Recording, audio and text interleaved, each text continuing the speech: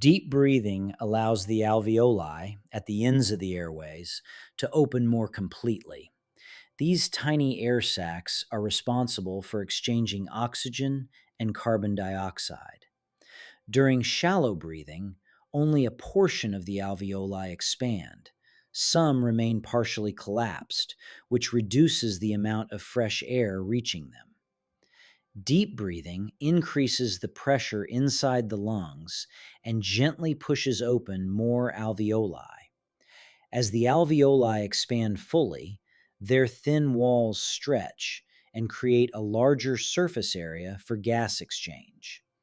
More oxygen moves into the blood and more carbon dioxide leaves the body.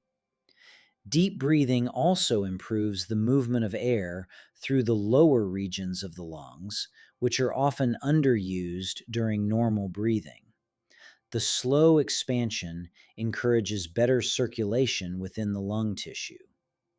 Blood vessels widen slightly to match the increased airflow. This coordination allows the lungs to deliver oxygen more efficiently. Deep breathing also helps clear small amounts of trapped air and supports the flexibility of lung tissue over time.